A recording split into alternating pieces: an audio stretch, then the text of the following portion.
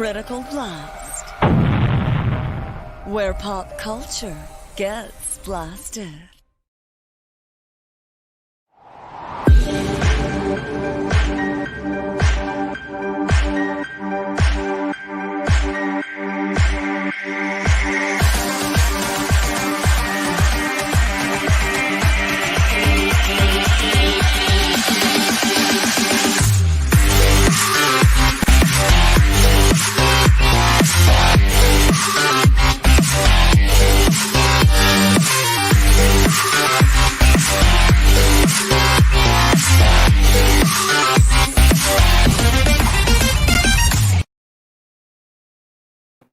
And good evening. I am RJ Carter, Senior Managing Editor here at CriticalBlast.com.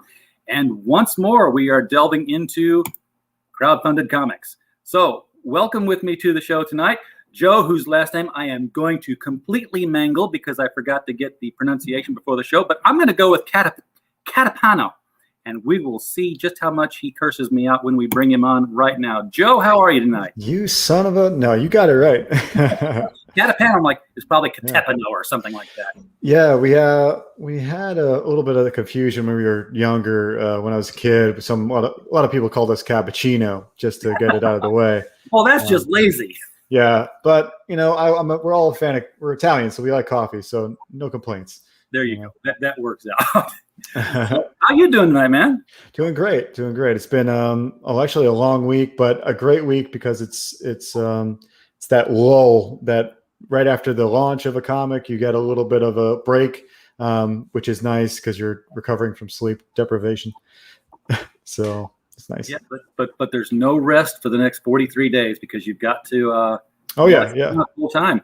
For sure.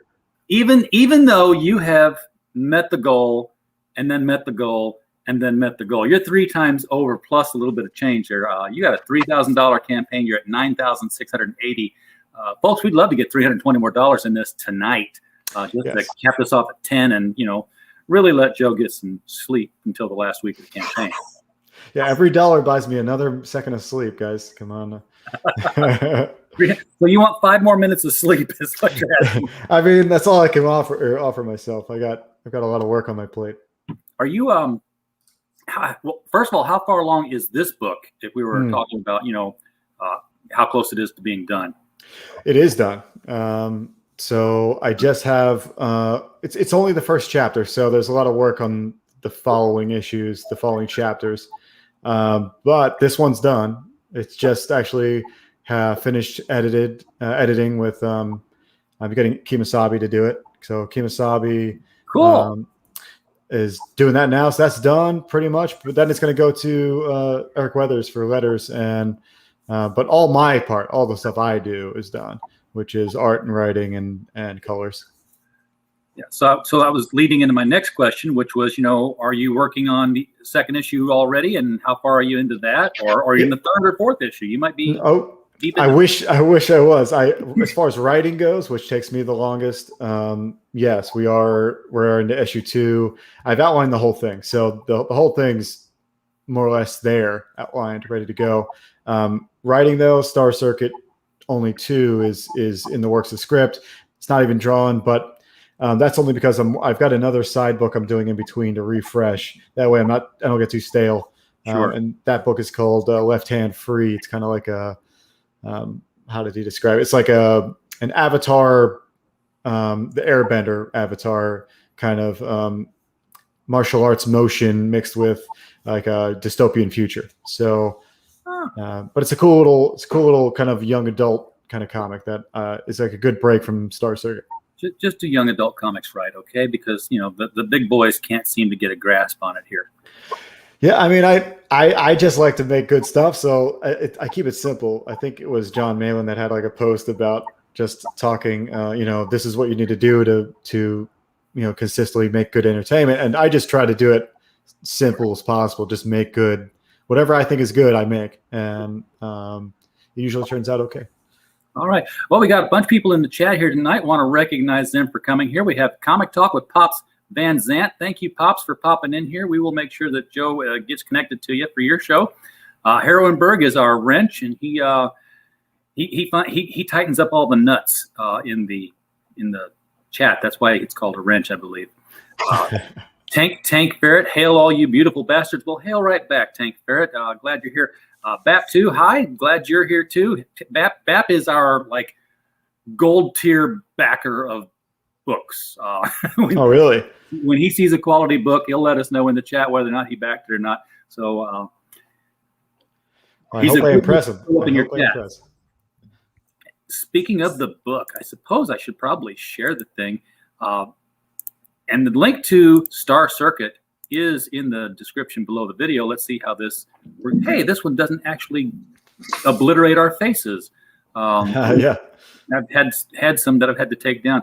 So Star Circuit, I see a lot of motorcycles. I see a lot of racing. Mm-hmm. It kind of reminds me of, again, I haven't read the book. I can only go with what I've seen of it and with the themes and the feels. But it kind of reminds me of that Saturday morning cartoon Pole Position, where, it was always the next race, or Speed Racer, where it was always the next race. But there was a difference with each one. It's interesting because I know Speed Racer well, but I don't know. What's the other one you said? Pole Position? Pole Position. It was based off the video game. Really? I have not seen it, or maybe I've seen it and I just don't recognize the name. Maybe it's a little bit older than because Speed Racer is pretty old too. Oh yeah, this was an '80s cartoon. I think it went one season, so it's not like it was right. Yeah, so for me, Speed Racer influenced me a little bit, but more than that, I think the oldest thing that I look back to is like Akira in the '80s, which is the anime, which I didn't read the manga until later on, but Akira is like one of the best animated, motorcycle-y cyberpunk thing out there, and most people know about it. And that's what I kind of direct everyone to as far as my main influence. He had a cool motorcycle too. Yeah, I mean, it's on I would say his is better than mine, but mine has like its own appeal, and his is just a classic motorcycle. Yeah, Haroldberg says Pole Position is a Gen X video game for sure. Yeah, it was definitely out in '86 or 89, and I'll tell you why I know this. Mm-hmm. Because '89 was the Chicago Comic-Con that I went to. I was living in St. Louis, and I had to drive to Chicago to meet my college friends up there. And I took Interstate 55 the whole way, and I left the speed limit somewhere way, way, way in the back, and just got really lucky driving in and out. I made it to Chicago in 4 hours. Went straight to the mall where we were supposed to meet. Wow.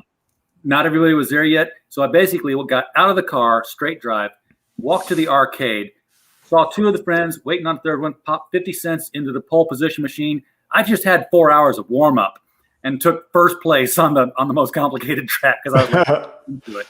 Wow. So, yeah, I've done the same for a few different type of video games. One that I mentioned in the campaign is F-Zero, which is an old Super Nintendo game that they've made a couple times over, but it was the first time that they had like this simulated 3D sense to driving, which they use the Mode 7 chip, which for me, it was just the first time I was like, oh man, this really feels like it's moving fast, even though it was like this flat pixel kind of background.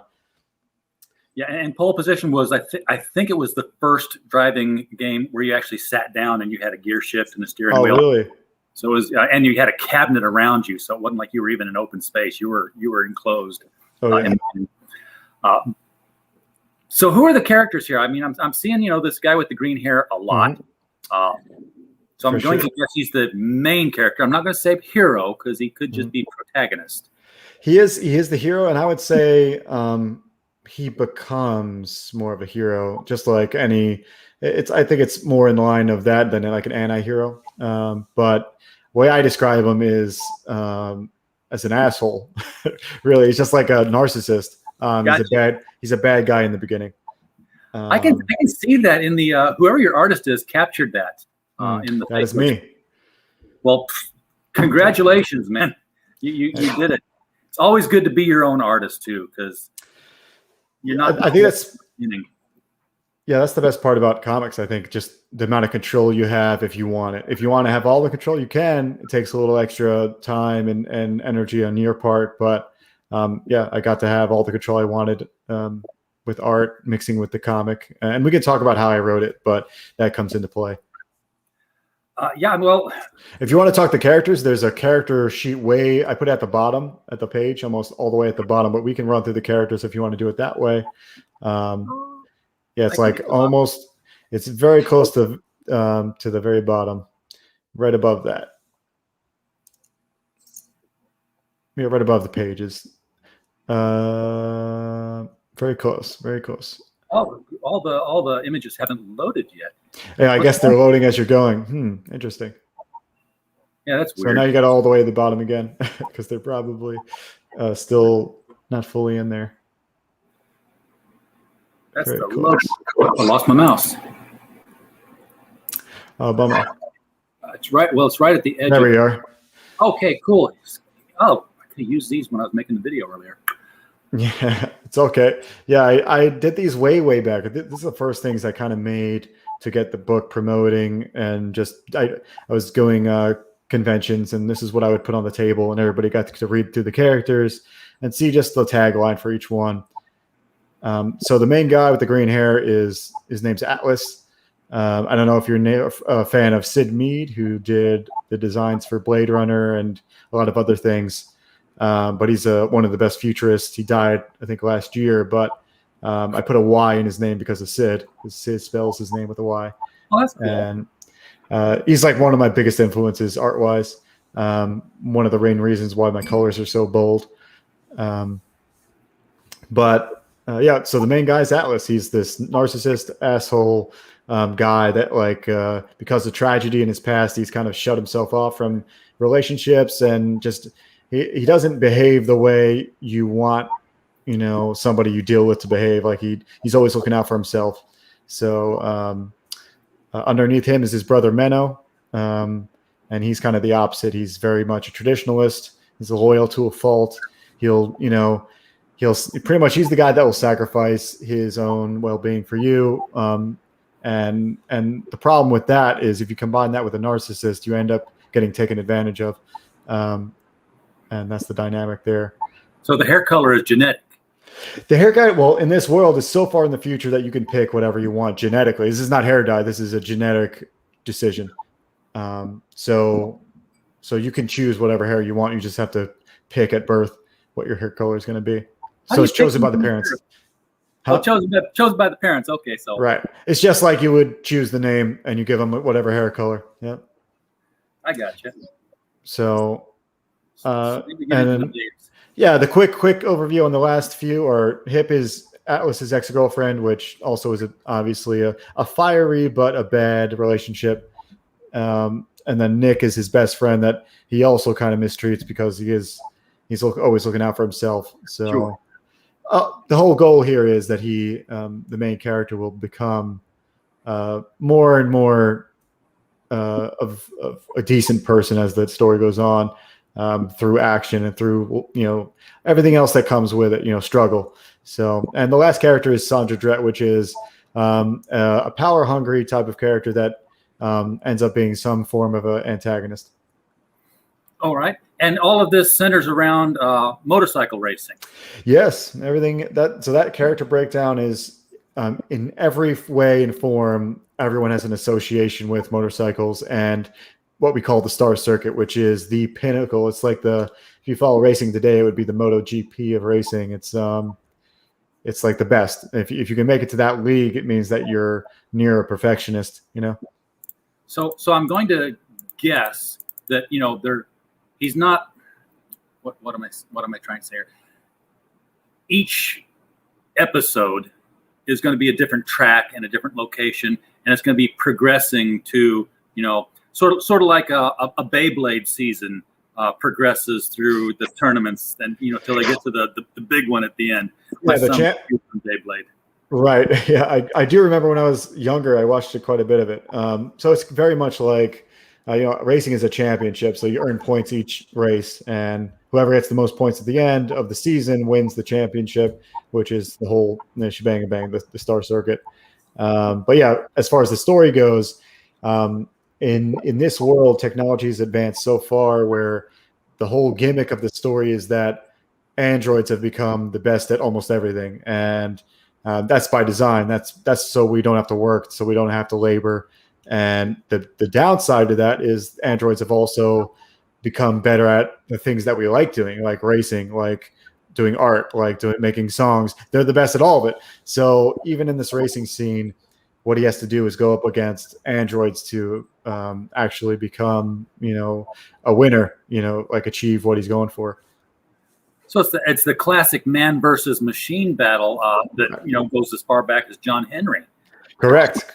It's a classic man versus machine, and with a small twist, but it's just really more than a twist. It's just the stakes are raised to an enormous level. Like he's the first guy to even try it in nearly like 80 years, and it's because it's just perceived by society as suicide. It's just that's how impossible it is, and so for him to even try it, it's just like everyone's planning on him dying.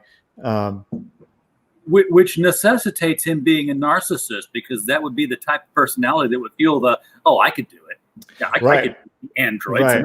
Yes, I am. That is very true. And so he has that arrogance that you need, that kind of blind confidence. But at the same time, he's also getting a little bit of help from a long forgotten kind of his hero. He actually gets a long forgotten racer to help him out. And that's kind of the other piece of the puzzle, where it's not just his confidence that's going to win, because that's impossible. He probably would die without this other guy. So in this story, we get to that point where, rubber meets the road, if you will, without the pun, and intelligence meets confidence. So it's his Lightning McQueen to his Doc Hudson. Yes. And there's so many other, I was talking to Kami Mark the other day, and he loves. I was there. Okay, that's right. And he loves Cars 3. And so I haven't watched it yet, but I'm going to. But there's so many other stories that even the comedic ones, even Talladega Nights is pretty much this interesting story of like, who do you look up to? How do you train to get better? How do you come back after you failed? That's Days of Thunder. But, there's plenty of those kind of stories. But the man versus machine is the core of this story.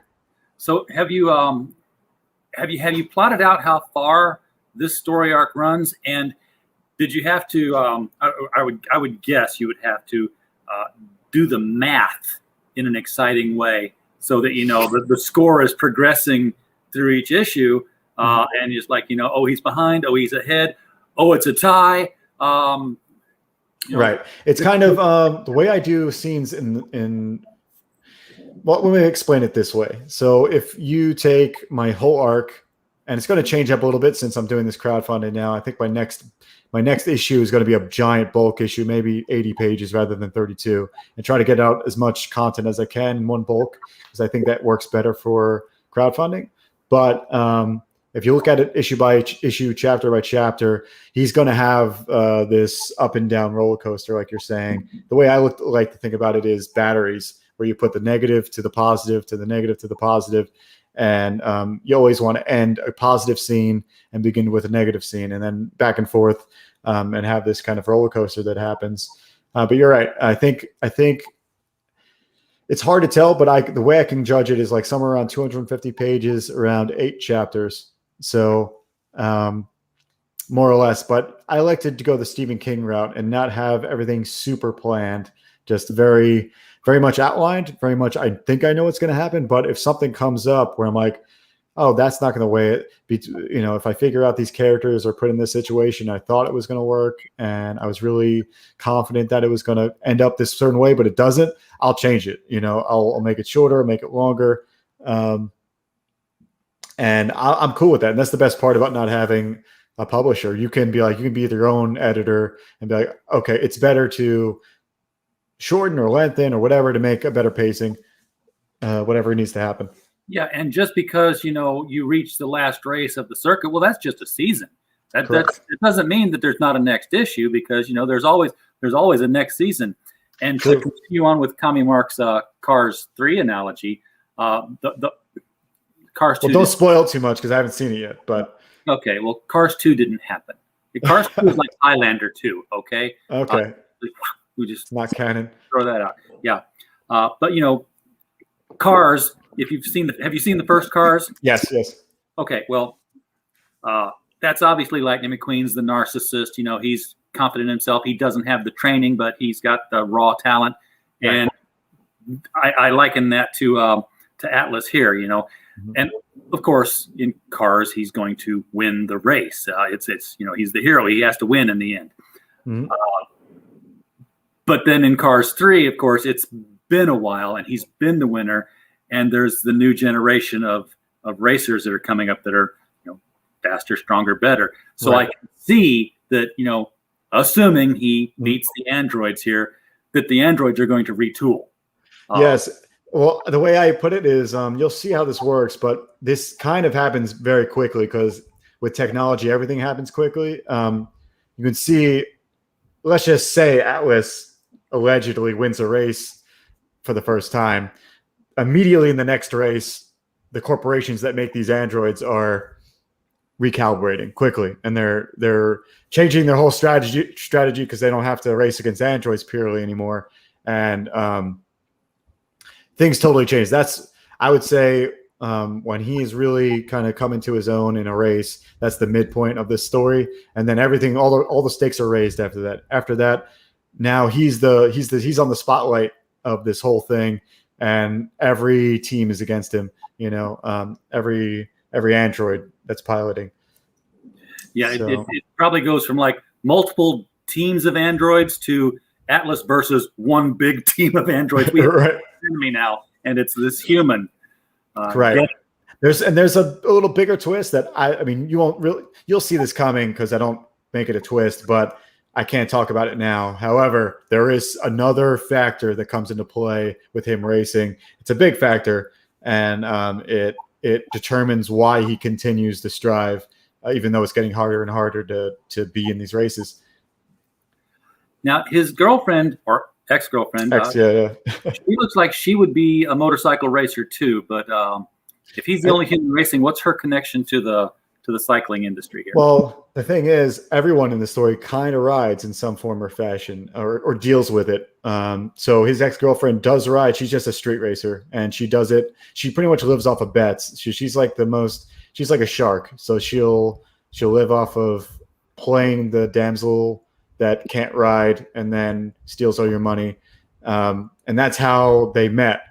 This is a prologue thing that I don't even talk about in the story, but they met by a gamble that goes wrong because Atlas actually does beat her, even though she was expecting to steal his money. And that's how it just happens. But she's a roamer. She lives in the slums in this world. She's one of the only characters that lives in the slums, and she's rough around the edges, a survivor. I call her the adrenaline junkie. So I even named her after the Greek horse warrior, Hippa. I can't remember her name now. I never go because I'm always drinking on streams.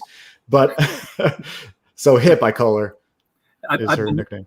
I've been binging Gotham for the second time around on Netflix. So when you say she lives in the slums, I'm like, oh, she's the Selena Kyle to his Bruce Wayne now. Correct. But I would even say she's so, I'm trying to think, there's so many of these type strong female characters out there. You just have to pick one and go for it. But she's the one that will get into the fight first. She'll be the first to like pull you into the fight. If you're at like an event or a bar, she's going to be the one that picks the fight, and you have to back her up, though that's her character. She's very quick to anger. And if she's a street racer, then my assumption would be that while the humans don't compete professionally, they still have the desire and the drive to compete. So they just get in these little, gatherings themselves and do it. Right.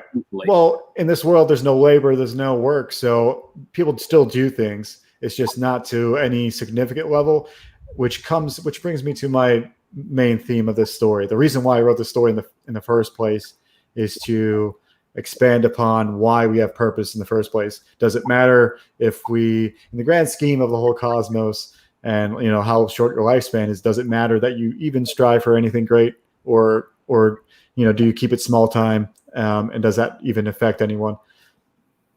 So that's what I'm trying to discover here, and that's why I picked this kind of cyberpunk world, because it's the society itself is complacent. They don't even understand why he's doing it. So let alone think he's going to win. So both Atlas and this girl both street race, because that's all you can do. Everything else is done by more competent androids. And the Greek cavalry was called the Hippes, Nice. for hippos, which means horse. So Yep. Heroinbergs is our like you remember watching movie? You're way too young. VH1 used to have pop-up video, and they would play the music videos, but you'd have this little sound, and a trivia bubble would pop up in different places throughout the video saying, I do remember that. Who's doing that? Yeah.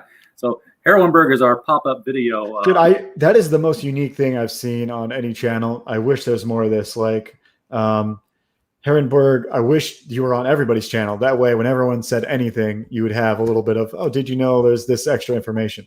Oh, don't steal him. Don't steal him. We need him here. I might have to try. Can I get you on Art Bros one time? Yeah. You want to get him on there to talk about Heroinberg, the comic, because Heroinberg does a comic book. Oh, well, then that's the way to steal them. Then we'll steal them first with the promo. well, check this out now. First of all, his comic book is like no other comic book. If you remember AC's Femme Force, it's kind of like that because it's all females, all female heroes and all female villains in Heroinberg, which is after Pittsburgh, which is where he's from. Okay. I was thinking if that was a place or not. Yeah. Your book has a heavy stock cover. Mm-hmm. Which I'm assuming if you took your thumb to the edge, you could hear it go flick, flick, flick. Right. His book is heavy stock cover all the way through. Whoa. Every page. You can run that thing over with a truck and it's still in near mint, very fine condition. It's like a super art book or something. Yeah, it is. In addition to that, Heroinberg's comic is supplemented or is supplemental to, depending on which angle you want to come to it, the live action video episodes that he does with actresses playing out these roles and doing episodic continual series. Really? Right. So yes, you can, read the comic and then go watch the adventures. Well, put up a link. Put a link in the chat for me. Put that in there, Heroinberg. I'll check it out. That's awesome. That's unique because there's two things unique on. It's awesome. And there's your link, Heroinberg. Nice. Thank you. Heroinberg.com. That's pretty easy. So let's talk about this comic. It's 32 pages, which is your standard size. It's bigger than your standard size because they're usually 22 pages. So this is still bigger than what you'd get on at your local comic shop. Correct. Probably better because I'll tell you what, Joe, I've got 28 or so long white boxes over here. Mm-hmm. So I've been in comic shops. We've met. I don't walk out with nearly as much as I used to. I mean, it used to be, I used to lay out my food budget to maximize my comic spending. Yeah, I remember those times. Yeah. And now it's like, I struggle to get 3 books. You got to like go out of your way. Like I didn't pick up Shredder in Hell yet, and I love Santa Luco. So when I last time was in there, I picked up all those. But there's very few books that I'll go out of my way for. Yeah, and it's like I look for special stuff. I spent $10 on this piece of Generations Forged. Yes, Generations Forged. Horrible. Horrible. Man. It's written by Dan Jurgens and Robert Venditti and Andy Schmidt, and they all should frickin' know better. That's not good. I don't know what drugs they were on. I think they had to have been editor directed. No, you have to do it this way. Yeah, it's got to be. To me, it's one of the worst risk reward thing. Like comics can make you feel the best if it's done well, and then if it's not done well, you almost feel like you're cheated, or something. Like it didn't, like it wasn't the natural way the universe should have gone. But for $10, $10 for 80 pages. I'd much rather spend, $10 to $15 for 32 pages of quality, that's what we got for you. All right. Well, then let's start with the featured tier here. Oh yeah. You've got a banner print. Now, if I scroll down here, you will find it. It's down there. I'm going to scroll again because I want to know what a banner print is. That sounds like it's kind of bigger than. It is. Yeah, There it is. there it is. It's longer, we'll say. Yeah. That's cool. I, You should. I called it a banner print because it used to be well, it still is. It still is my banner because even though I'm not going to conventions, this is what I would bring. But that's why I call it the banner print. Doesn't that suck? The whole Yeah, I convention? mean, there's small ones around me, but I don't know if I'm going to go. I can't tell if it's going to be big enough or worthwhile. I'm going to go to every convention I can, but I want to, but it's tough when do I get just as much exposure on streams and stuff? It's weird. Yeah, I'm going to go to local ones, but I wouldn't go I wouldn't travel any distance. True. I might go attend. I want to see what it's like, how many people are showing up. Yeah, that's true. So you get that banner print in this $50 package. Layouts and design. Now, what do you mean by that? It's the one thing I didn't put on the page, and I think it's the one critique I should put in because I didn't put it in because it virtually looks like the same cover as the main cover. But layouts and design is a size supplemental book that's 32 pages, and it is what it says, layouts and design. So it's like 2 years worth of concept art, and the other half of it is the layout of the book, which is the more sketchy version of the pencils, but the whole book first. So you can see how everything develops, and they'll be pretty big on the page. So you'll actually be able to see the details and see what I changed up to make it work. So a 32-page art book. Pretty much, yeah. Still going to be a floppy because they don't think they bind things less than like 42 or something. And you wouldn't want them to. The glue wouldn't hold. Yeah. So yeah, I would want maybe later on when I have a whole collection, a volume of Star Circuit as incomplete, we'll have a gigantic omnibus of everything or something. Yeah, I don't know. In the back of it. Yeah. It'll be great. All right, cool. You also get the Atlas print, which I probably passed by that. It's the same thing as it's right next to on this main cover tier. It's the little print next to these covers. Oh, I see it. You see it? Yeah, it's pretty much the banner print, but cropped. So it'll fit in a nice Gemini mailer for free. All right, so you got the banner and you got the Atlas print. Same, yeah, I get it. And then Star Circuit, the main cover, and a Hip Terran trading card. So the main cover is this one here with your artwork. Yes. And I like that. That's got such an obvious manga influence, but manga influence to the point that I would say, oh, that's a manga. Whose unpronounceable name did this? Right. Italian manga. I'd never heard of this Italian manga artist. Some people would say it's I think it's like the to me, I drew it, but I think it's the perfect in between. It's like you're getting some of the proportions, but you're not getting these overly, stylized eyes, and the hair is way more detailed, like it should be. To me, I think the hair is one of the things that is also very anime-like, but in a better way. Like, I think hair needs to flow a little bit more than anime puts it. So you don't get those little chibi moments to demonstrate when they're acting immature or something. No, it's one of those things that annoys me a little bit about anime. I'm a very serious type of storyteller, and so when they do those little things, I have to be very, very invested to the characters for me to take that seriously. But that's just my take. Italian Japanese style artwork. It wouldn't be manga; it has to be manga. Yeah, manga. That's a great joke. Comics you can devour. Right. I should have named my comic publisher Manja Comics because that is hilarious. This is the alternate cover, by the way, since it did allude that there was one by saying that there was a main cover. So this is Kanan Way's cover, not manga influenced, but a very Western cover, and still very nice. I don't know what he's grabbing something in his hand down here. People are calling this. It's becoming a meme. It has become a meme. They're calling it the cheese, the glowing cheese, because it looks like a cheese wedge of some kind. But it's a piece of tech that is essential to the story, and the design I use is it's very pyramid shaped. But no matter what angle you look at, you almost need like a in motion view of it to get that it's not a piece of cheese. But that's how it goes. The rat takes the cheese. Okay. Thankfully, it's not in the comic except for the first issue. So It'll look different when it's colored. yeah. So actually, that will be colored by Steve Furchow. I don't know if you know who that is, but Steve Furchow is one of the original digital colorists back in the day.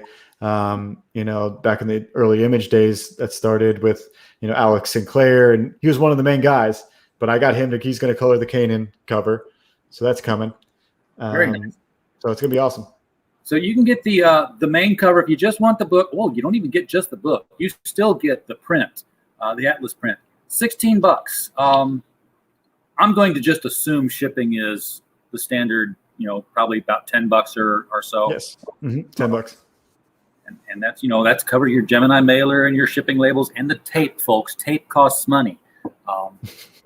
Trust me, I'm in the comic book shipping business now.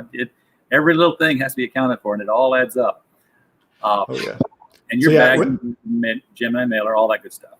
And signed as well, but also, so I'll sign both things, the book and the prints, no matter what. That way we don't have to constantly say it's there. The print comes with everything, no matter what. As long as it's a physical purchase, you're going to get that print. Nice. We're going. 33 people have claimed this. 16 people have gone for the Kanan cover, which, that's a good feeling that you're outselling Kanan White. It is good. It's a good feeling, but at the same time, it's not colored. So it's like, okay, let's see what happens when it's vibrantly done. We'll see if that changes. However, get your COVID money in the bank and just ask Alec Ross to paint it. And I know one day that'll maybe happen. We'll see. I think I plan on this book going far. Mm-hmm. I'd love to see Alex Ross do a crowdfunded cover for somebody. Whether it's CG or not CG, just as long as it's not like, somebody who's already the pro who's just breaking away from the industry. Right. We want it to be, Eric Weathers or, whoever that's like coming up. Him to do like Scarecrow. That would be awesome. And God, we've got so many people who are being discovered by readers, not being discovered by editors. They're discovering them too late. But through crowdfunding and all of this, we're discovering Kanan White this way. Yeah, and I know he's done some Zenoscope stuff now, but we're discovering Stephanie Renee, Eric Weathers. We're discovering Joe Catapano here because right. Look at this artwork, folks. You don't see this on the. Last time I saw artwork that looked like this and was anywhere near this good was when Kamiko was doing Robotech. Oh, why? I haven't seen one of those covers in a long time. That's a compliment. Yeah, that was good stuff. So, you need to be getting more exposure. So yeah, it's one of those things where if you get your head down and making art, it's hard to get good without doing that. But it's also hard it's hard to get noticed if you're doing that as well. So you got to have this balance of spreading your art around at the same time trying to get as good as possible. And I think that's my best advice to anybody that's trying to make their own book and get it as good as possible. Work as much as you're working on the book, work on studying, whatever you think you're bad at, whatever maybe it's coloring, maybe it's anatomy, maybe it's storytelling. Work on that 50-50 with your book and you'll probably get way farther. Now you have a digital only version here. It's pretty popular. Yeah, and this is interesting too. I'm gonna knock you on this. Sure. But it's interesting that people are paying $16 for a physical and a print, and they're paying $16 the same cost for the PDF. Usually, that's a different. To me, to balance it out, I actually didn't include the right thing because there needs to be another digital in there. But it won't be a big deal. It's just an email. But you get two books. You get the art concept book and the main book, even though I didn't list it very well. You are getting them for basically half the price then. But you're getting you're getting a half price. So that's a little bit of a deal. Understandable now. Yeah, I got you.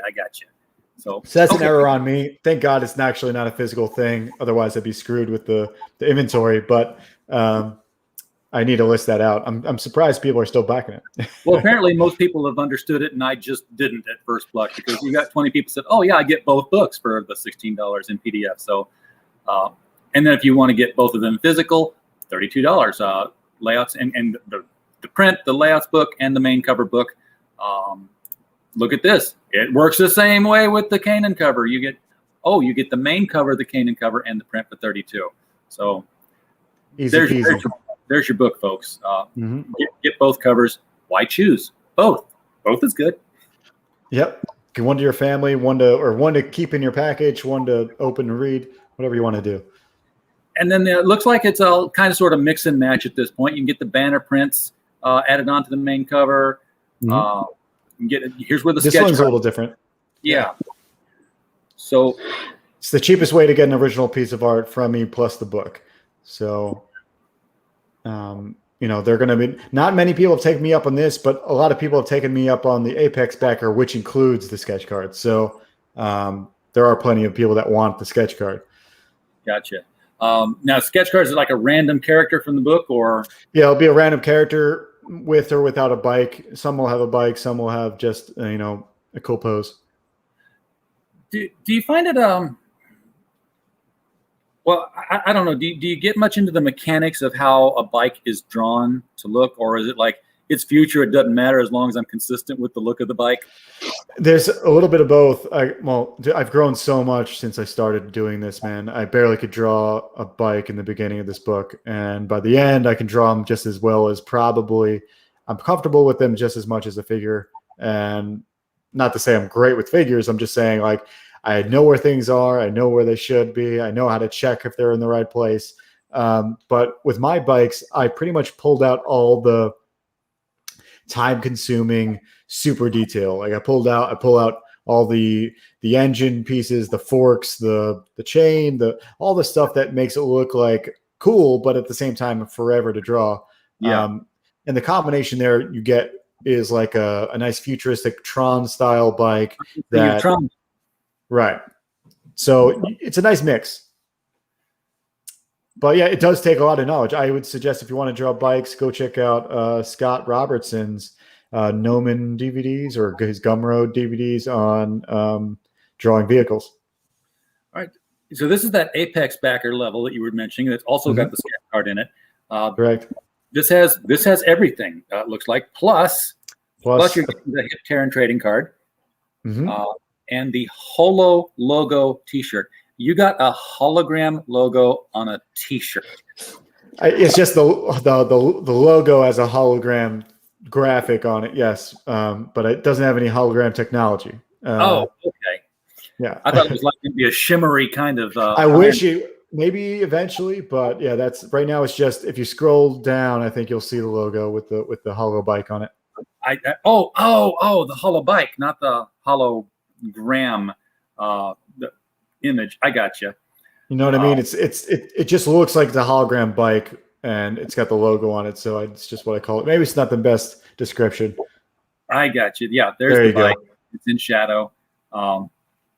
Yeah. I mean, I used to have glittery. We're in the 70s now. I used to have shirts with like glittery iron-on things. 2 times in the dryer, those things started peeling off. At the edge. Yeah. Then this is a premium shirt too. I'm getting them. I always think Vistaprint for some reason. I don't know, but I've had one of their shirts and it's just such a comfortable shirt. The premium shirts, this is the one you're going to get. And that's my first call. I don't care really. I do care if the logo stays on the shirt, but more than anything, if you don't have a nice shirt that's soft and comfortable, you're not going to wear it. So yeah, exactly. I got 2 shirts from Ted Sikora for his Hero Tomorrow stuff. I got Tap Dance Killer and I've got Punchline. The new one. Yeah. Yeah. And they are the softest shirts in my drawer. And really? He's got great shirts. I don't know where he got them from, but they're awesome. And I'm trying to I'll start pull one out. I'm like, no, I don't want to wash it too many times because I don't want that image to fade. Well, I met Ted a long time ago at a convention. We had a good time chatting. I think we're next to each other at a convention. It's pretty cool. Yeah, he was a guest on our LCS guys show last Saturday. So What's the LCS? What's the LCS guy? Every other Saturday. Uh-huh. I started this back at the beginning of COVID, when everything was under lockdown. I said, okay, so how are the local comic shops surviving? Right. And I reached out, and we've had a kind of a rotating cast. It's finally settled down, but we've got Yule Carter from Fantastic Comics in California, Michael Tierney, who had 2 shops in Little Rock, Dave Dyer, who's my local comic shop guy here, and we've got Brian Cook, who's doing it all through eBay with Blast Beat out of Austin, Texas. Nice. And at the time, it was like, everybody was in a different situation. Yule was you're completely locked down. You can't do business. You're done. Dave was doing like, Bugsy Malone, speakeasy, back alley deals, call me up, meet me at the back door, and I'll, pass them out that way. Michael in Arkansas had no lockdown. Arkansas didn't lock down anything. They had like 1 case for the entire state. So it was like, why lock anything down? Right. But that was shut down. So he was with an open store and paying rent on it because there was no relief for anything. Right. No product. Nothing to do. Yeah. Yeah. So he is now completely mail order. He had to shutter both of his stores. So he just has a back room, I guess. He's got his house. Oh, and he's got a warehouse somewhere, and his former customer base don't go to the new store that opened up, like 20 some odd miles away. They email him, give me this, give me this, give me this, and then he gets them in, he mails them out. He's got a mail order business going. Oh man, it's like and then comics Brian's always been eBay anyway. But as we just kept it up, we started meeting every 2 weeks to see how everybody was doing and how they were dealing with it. And since then, we just get together, and it's a sort of a frontline comic book industry. Life in the trenches, what do they like? What do they not like? Usually it's Diamond. They don't like Diamond. Yeah. Nobody likes Diamond for the most part. Even the people that are doing swell don't really like them. Yeah. So we talk about, what sells well and what they gripe about. It's a lot of gripe sessions, and we've started having guest hosts on there. So we had Bill Willingham come on, and that one went like 2.5 hours. It was crazy. Really? Usually it's just an hour. Man, I got to get a guest for next Saturday too. Not tomorrow, but the one after. So nice. Yeah, I mean, it's good to have open slots. I recently, ever since I knew this was going to happen. Once you put out your book and your product, like you just get noticed more. People know what you can do. So, clients, fans, but also just like people. Your YouTube will get a little bit bigger, and so scheduling gets a little bit harder. Yeah. But it's not a bad thing. It's a good thing. It's a good thing. It's like, God bless me with tax problems, please. Right. That's how it goes. Now, speaking of retailers, I've reached the last tier here, and there's not been a retailer tier. Is that something that you considered? I want to. I'm talking to a couple local shops. There's one shop near me that I love in Orlando called Banff. They're the last shop that I haven't talked to, but if they're down, I'll put this tier up for retailers. I just haven't talked to a shop that's willing to go for it. And I don't know why that is. Maybe because they're just, a lot of guys are really old school and they're just stubborn about, buying into the crowdfunding thing or something. I don't know what it is. Well, they have indie artists locally walking off the street all the time, and they're like, hey, you want to buy my thing I mimeographed out of my garage kind of thing? Yeah. I have a better. That's why I'm bringing up Banff in Maitland, Florida. Those guys. I mean, there are a lot. I tabled with them before, so like I'm pretty sure, and they're really a big supporter of indie guys. So regardless if you're big, small, they'll put your book up. But if I put up a real retailer perk, I'm sure they'll buy one. So you said that was Banff in Banff, Maitland? Yeah. So Harrisonburg, I know you're always listening for stores that people are getting their books into, so you can get your books into them. That's BAMF in Maitland. Dude, that store is so good. I love it. They're the best. Yeah, Cosmic Comics in Belleville is the same way. Dave will, when we have a crowdfunder on, he's like, RJ, send me the link to that so I can get some in the shop. And he's got Harrisonburg books in there too. So what do you recommend on retailer prices, RJ? Retailer prices? Yeah, Yeah. like if I'm selling a $16 32 page, do I give them for 10 or not 10, but like maybe 15 per at 10 a piece or I would say 10 a piece, but you have to buy a bulk of like 5. okay. That's kind of what I've seen. And plus, somehow you've got to verify that it is a retailer. Even Right. if it's, you make it a secret perk and you just email who as retailers directly and say, hey, this is a secret perk for retailers only. Put your shop name in there and we'll send it to you. Right. Yeah, I think that's a good way to go. That's one of the reasons why I haven't put it up. I'm like, oh, maybe people just want 5 of them and they're willing to take that risk. Maybe all of them talk to each other and be like, let's just get on this. And well, there is another alternative that's gaining speed, Joe. okay. Ooh, yeah. There's Critical Blast Logistics. Nice. And right now, we're Kimasabi. We are distributing his book, and ideally, we're going to get overshipment from him. So when we have his book and other people's books, we're going to contact the local comic shops around the country and say, hey, we have inventory of import, hard to get, crowdfunded books, and you don't have to pay $10 to ship each one of them. We'll you can get 2 of these, 1 of these, 3 of those, and we'll ship it to you in 1 box. And then we'll pay all the creators back, and we make the money on the shipping. Right. But you know what? We're going to start. I'm going to quit saying that we're just doing this for incoming outside the U.S. because there's a lot of people in the U.S. who don't want to spend 2 weeks stuffing boxes when they could be drawing pages and writing scripts. Right. So I think eventually my girlfriend is going to quit wanting to fulfill packages. It gets boring. Gets boring, right? So I know by the next time, after we go through how many, if I get to 250 backers, which is probably where I think it's going to hit, that would probably be her last stand. So I'll be getting in contact probably with you. Very cool. Well, and the other thing about that, Joe, and I haven't really made a big play of this yet because I'm still trying to cross my I's and dot my T's or the other way around, whatever it is. We are trying to crack the financial nut of going the other direction from the U.S. outside. And right now, if the numbers are right and I can get the verification on this, we will be able to ship an 80-page graphic novel from the U.S. to the U.K. for $15 per book. It's pretty solid. Which is like $10 off of right. what we're doing right now. So that's awesome.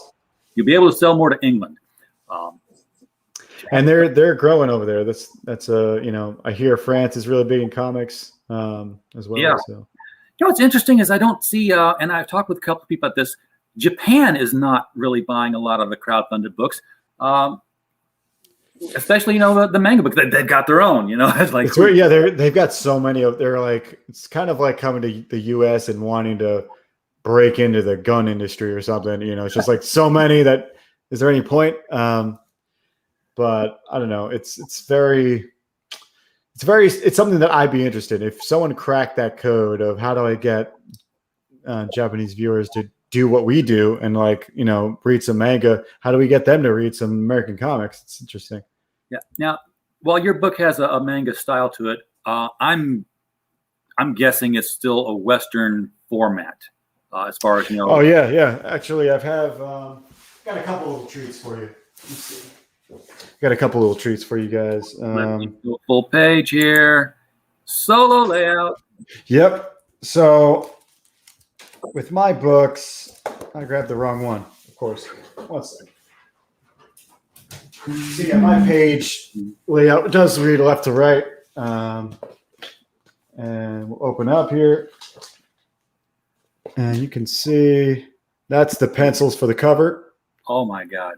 That's gorgeous. Now you got that up at just the right time here too, Joe, because the last tier on here is an original page of art. Oh, that's perfect. So these are the original pages. These are the ones that you would get. Some of them are more bombastic than others, but there's some incredible, just like you see on the, the page, you're going to get pretty much, this is all my whole book is drawn traditionally at first. So I'll even show some pages that you haven't seen yet, but they're all there. And actually, I got some interesting. I haven't shown much of this either. This is like some of the stuff that's going to go in the concept book. Some of the early designs of the bike. Nice. So it's just trying to figure out what works, what doesn't. Yeah. You know what that bike design reminds me of now. Well, I don't mean to be insulting. No. But my son had a bunch of Imaginext DC heroes. Oh, really? Batman and Batgirl and Catwoman came with these motorbikes, and they had this shell around the front of it, and nice, sticking to the side, and they had the big fat tires so they would stand up. It's interesting because like you have to go through iterations to figure out exactly what works, what doesn't. And I like doing these traditionally. Like here's another version. It's different. Let's go this way with it. It's different, but the same. It's like similar, but this one's more like looks like it's got a couple skis on the side. Yeah. Slim tires, slimmer back end, but still trying to figure it out. Anyway, this is what comes in the layouts and design book, guys. So if you pay the extra $16, you get a sweet collection of art, and it'll be in full color as well. And you'll get to pick which of the 11 by 17 interior penciled pages you want on a first come first served basis. So yes. So here's the rub on something like that, Joe. And I don't know how to. If I back this tier and I said I want this page, I haven't got the book yet. Right? How do you know what page I want? So I'm cool with it being where I think it's going to be most likely a thing that we go in demand. So you're going to get your book. We're still going to have a campaign up. You'll still kind of be in the zeitgeist of everyone buying comics. I'm not going to disappear. So a lot of it can be with these people that sign up. I'll send a particular email out, let you know that you're going to get your book. And if you would like to wait, otherwise, if you want me to pick a random page, I will, and that's that. Or if you see a page that I have shown, you're like, oh, I want that page. Then I'll get you that one. And there's 31 of these. So you're giving away every single page that you drew. Right. Uh-huh. Does that include the cover? The cover is already gone, but that's my mistake. If I knew it was going to be something as big as it became, I wouldn't have gotten rid of it. Not getting rid of it. I sold it, Well, yeah, you made the money. I made the money, but it probably would have sold for way more. But I like that because someone, before they saw all the stuff you're seeing right now, someone was like, this is going to be awesome. So he gets rewarded for that, for having the foresight. Right. I'm just going to reload the page here just to see. Do we get any backers? It was 96.80. And now it's 172 still there. Oh, it's all good. Maybe by the end I can throw in a little extra or something because we haven't talked about stretch goals yet, but we haven't. That's there. So let us scroll down to the stretch goals. I'm giving people aneurysms by scrolling up and down this page here. Yes, I don't know how how do you make this better for everyone if you're Indiegogo? How do you make a better campaign page? I just don't know. I have no idea. It's just it's hard to do. It's hard to do. Yeah, you just make it shorter. You throw less things in it, and that way you don't have to scroll much. Yeah, it's hard to sell people on like 3 images. Not everybody's Kenneth Rockerford. Gotcha. But here, these are the stretch goals. We've already blasted through 2 of them. So everybody that has a physical purchase gets these. This is nice. So we get the it's a postcard. Yeah, which is we actually have that one. I have printed already. Do that real quick. Get you one of these. So this is your stretch goal. Nice. That's a big size. Yeah, double-sided too. So you're getting the star circuit with the little QR to the website over here. But yeah, so everybody will get this now. And then my partner in crime at Art Bros, Jeremy Tevenant, did the second stretch goal, which is at 8K. And this is a little slightly bigger print, which is 5 by 8, just big enough to fit in your Gemini as well. So it's nice and protected. And that one, you scroll up or I think scroll down a little bit more, and you can see that one big. Both of those pretty big. There we go. The postcard. There's the print. So he's doing a backwards wheelie kind of thing there. Yeah, he's trying to do he's doing like a little trick in the air, which is something an asshole narcissist would do. Let me make it even riskier here by doing this. Right. Eat my dust, androids. Now, at 10K, you're going to unlock extra style pages. Now, correct. I go into the art book. No, actually, this is going in the main book. This will make the main book 36 pages. And the style pages are these cool kind of. I break the fourth wall a little bit, and it's for me to like intro you into the cyberpunk mentality.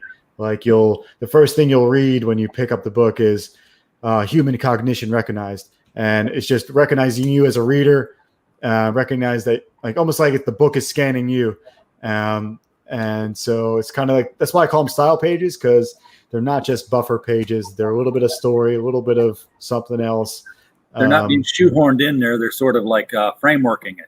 Yeah, it's framework. It's putting a bookend, pretty much. A good, nice, story-oriented bookend. Nice. Very cool. And at 11K, which is not that much farther past the 10K, which we're only a hen's tooth away from here, a companion mixtape. Oh yeah, we have 4 or 5 artists right now doing songs. I've heard a couple, and I've premiered a couple on I think maybe Kami Marks, maybe, and a couple other channels where I have some of the tracks ready. But yeah, this is just for you to put on the background while you're reading, if you're into it. Sometimes it's distracting. Yeah, I have to read in silence. I work with music, but I read in silence.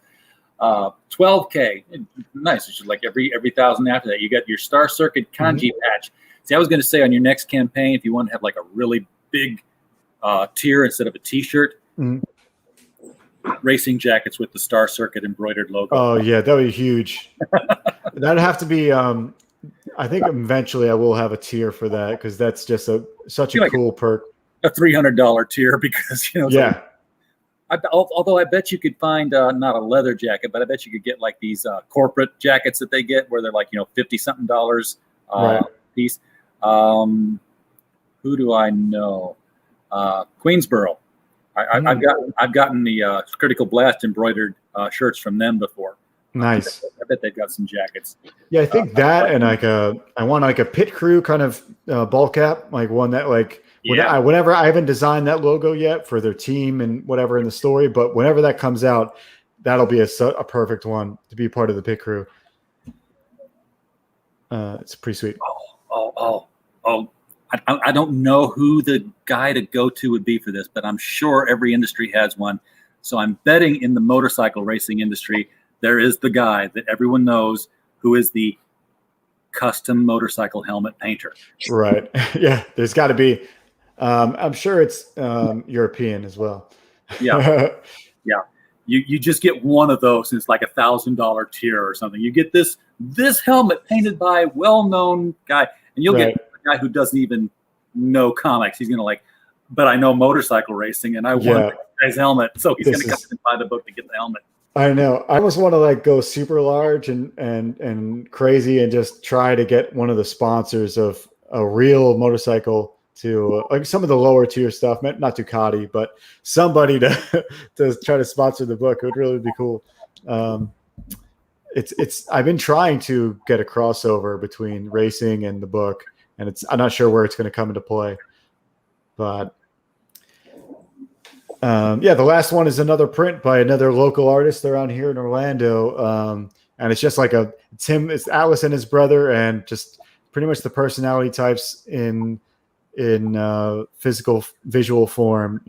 His brother's always lecturing him, and he hates that, obviously. All right. So very cool. I like everything I'm seeing on here, and I'm not really a racing guy other than Speed Racer. My wife's a NASCAR person. I'm like, turn left. Right. Okay, I got it. I got it at this point. We didn't play the trailer, but I don't know how many people, haven't seen it at this point. It's a very action-packed one. I don't know if that's something you do on this channel, but I do. That's why I shared the sound in the first place. So let's let's throw the trailer up here and take a look at it. God knows it's got to be better than the one I put together. Oh.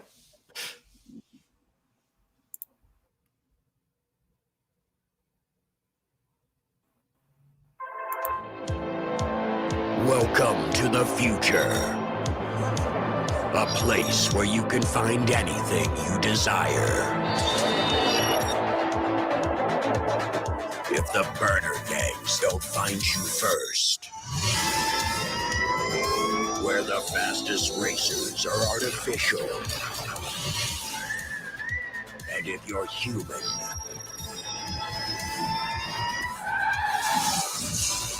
you don't stand a chance.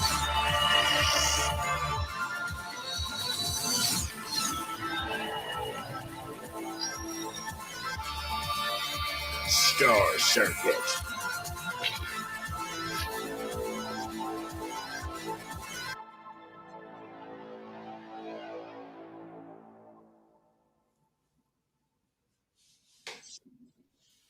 But, yeah, that always gets me. That was cool. That was very cool. Who did that for you? That's by Ted Zagaro. He's done a few others that most people know. And those people are because Xenotype had one by him, and Sovereign Wolf by Eddie Winkler had one by him, and a couple others. I think, what's that one that has the song in it? I can't remember. U.S. Assassin, I think, has one that by him as well. But yeah, it's a great because he did the music and the editing. So you're like, this guy just knows how to make good trailers, you know.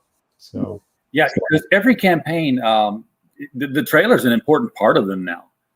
It's a easy way to digest what the book's about without having to scroll and read and all that good stuff. It's just like throw it into my head right here. It's weird too because people, I don't think it's not their first thing to do to click it. They see the thumbnail like, oh, this is cool, and then they read, and then maybe the third or fourth thing they do, they might even check the perks before they look at the trailer, you know. But Robert Roberts is in the chat. Hail Zeno. Nice. Cool. Very cool. He's a regular as well. We love having Robert around here. He's the guy who needs the digital packages here. So, oh yeah, Robert, there is. You want to get the digital? You can get the digital for $16 here. It will pop off the page a little bit more being digital. So there's a perk there as well. Yeah. So I was looking for the estimated shipping. This is coming up in June here. Is that still on target, or it might be earlier than that? I think the editing's done pretty much. So it's ready to go to Eric this month. So I think Eric will be done by March. And Kanan's cover will be done by the first week of April. So printing can start second week of April. So that leads us into late May, early June, probably. All right. Well, and you still got 43 days left. So yeah, the campaign won't even be done until right. 1st of May. So thing is, in my own opinion, like the minute I got that kind of amount, I would be trying to buffer it out where I almost start printing, but without the funds, you know, and try to get it earlier. But we just don't have the art yet. Yeah, because this is, you know, you could show this to the printer and say, look, we've got the money. They're just in sort of like escrow here. It's coming. Don't worry. Yeah, it's really just held up by a couple different bottlenecks, but ideally it's out in May. Now, this says one campaign. So this is your first Indiegogo book. Is this your first comic book? It's my first book. Yeah, released out. Yeah. Okay. I'm going to go all Ron Burgundy here and say, I don't believe you. It's you've been publishing something somewhere somehow. I haven't been publishing anything, but I have been working for 10 years, just not publishing anything. I just been making samples, going the route of getting samples done, getting critiques, doing stories with other indie writers, and trying to get my footing there, just practicing. Really, my main driver of what I like to do is just to get good at things. Not necessarily the storytelling's fun and I love the medium, but to me, it's just like, can I get good? And that's what that grind is what I like. I like to try to be I wanted my work to speak for itself, and I think that's my main inspiration. Okay, so that takes me back to the whole, the people who were discovering through this crowdfunding and CG and whatever. And I say CG in general terms. I don't know if you say I'm a CG person or not. I do these days because I think there's no way for me to get around it but say that it's my people. And not because I believe everything they believe, but because we all love comics to this level. And I of course I'm Comicsgate. Yeah. I try not to label a person with it until they tell me that they're using the label themselves.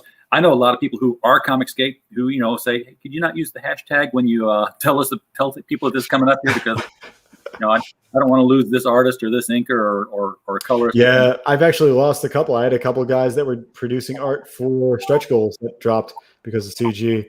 It just happens. I mean, there's a lot of people that they'll go off of the speculation or whatever they hear and not really look into it. Well, that leads me to to my last question here, and this is something I've been expecting to happen sometime here in the next year or so, given how much the crowdfunding and CG artists have blossomed and bloomed. Can you be bought? Can I be blocked? Bought. Oh, bought. Oh. Can you be bought? If Marvel or DC said, yeah, you know what, we want you exclusive, none of this Indiegogo stuff anymore. You just draw, what the book we give you. Not Marvel DC, but I could be bought, but it'd have to be, maybe I could be bought by Ethan or somebody that I maybe share like the vision. Maybe not even Ethan, but maybe there is one out there that I could. It'd have to be an indie guy though. Okay. Because I keep wondering why they just haven't started buying up and exclusive contracting all these artists who are coming in to take them away from. I feel like I would fit in Boom pretty well, and maybe, obviously Image Joe's all over the place, but I don't really think that's necessary anymore. What I want is more like sponsorships. I don't want a publisher. I'll do the publishing. You just give me the money from whatever you're doing on your own. If it's DC, give me the money that you want to give me, and I'll put ads for DC in my books. Well, okay, that's an important thing to talk about that a lot of people in crowdfunding don't get. Are you shipping, since you're doing your own fulfillment? Mm-hmm. Are you shipping media? Mail? Yes. Depends certainly, but some of them, yes.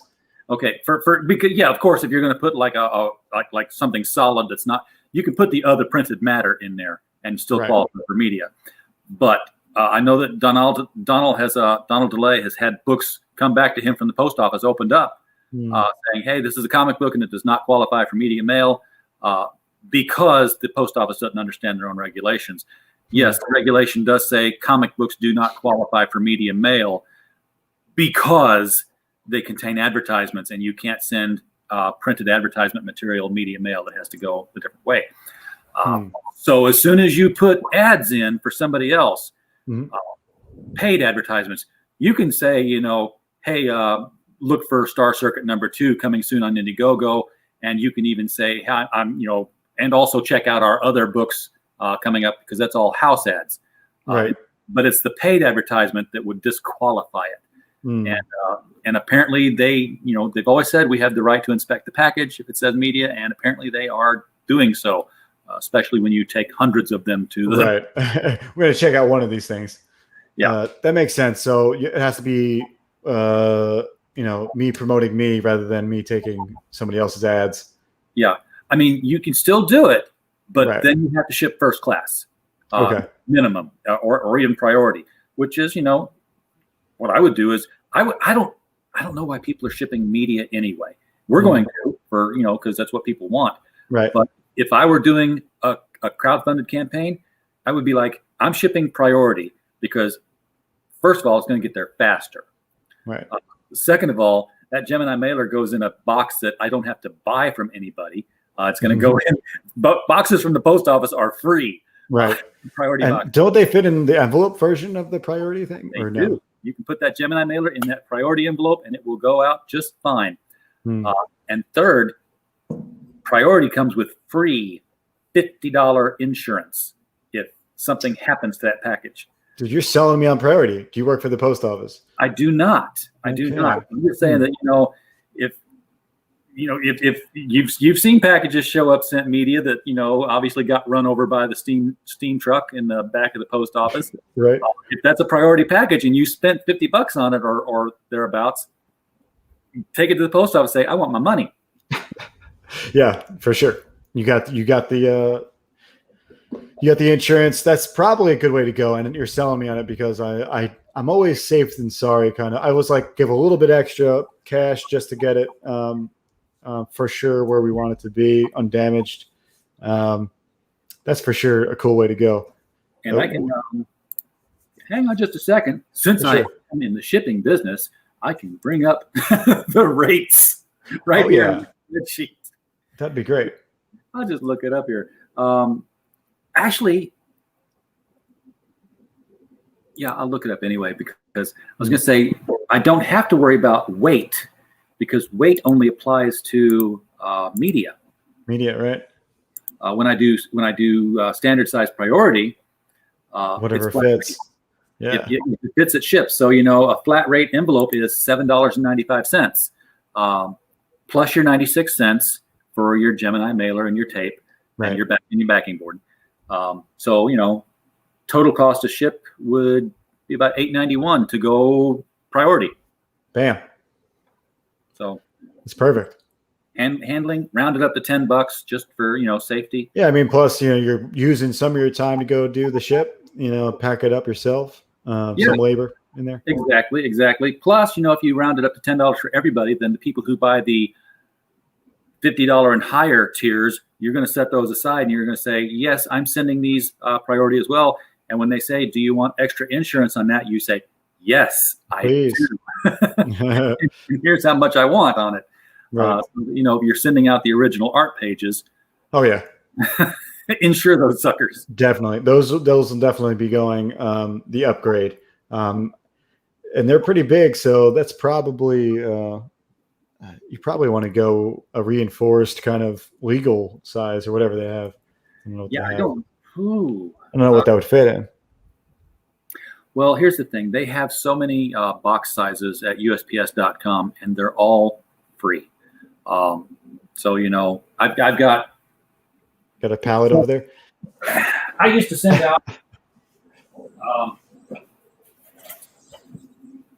we used to give away movie posters every now and then on criticalblast.com. Really? So, the triangular tubes. Oh, nice. That, cost nothing because they're priority packaging. We just mail them priority when we get them. You know what a tube costs if you wanted to buy one at a shipping place? I don't know, $8, $4? Yeah, about. So, it's like I can order 100 of these, cost me nothing. Yeah, those tubes are expensive. I'm looking forward to doing the fulfillment because, like you said, it's my first book. So, and even though it's not my first time doing the comic part, I'm confident there. The fulfillment is actually more scary than the books making itself, which is kind of weird it's like the opposite for everyone else. But yeah, that's what I would say. I would say also to that question about selling out or being bought, I wouldn't mind it being in another arena. Like I could still crowdfund and do the book myself, but if someone wants to do the video game or a video game license out an animation, I'll be okay with that. Yeah. Oh yeah. Get Bondi on top of this and have them put out some dude, get the pull back and release racers. Oh yeah, those are great. Dude, I like those. And you'll see in the book he does some cool moves. You might be able to make a ramp or something. That'd be sweet. I keep forgetting you're not as old as I am. I was going to say remember, and I was like, no, he won't remember. But when I was young, the toy that I had to have and didn't get for several Christmases until I finally did was the Evel Knievel stunt cycle, and it was a big cycle and it had two twin turbines on it that were red plastic, inside of which were pieces of flint, and you jacked it into this wind-up launcher here, and it would grab the wheel and spin that back wheel around until you quit, and then it would break out of it, and that flint would be sparking out of the back of it, and he'd go off, top the wheelie, and it had like the Mego-sized Evel Knievel with his helmet on. You could have him grab the handlebars, you could have him do a headstand or whatever, and it would just take off. And it was that sounds awesome. Do you have a ramp, or you make a ramp or something? You made ramps. Yeah. That's great. I think it came with like the cardboard box converted into a ramp that didn't last long. Yeah.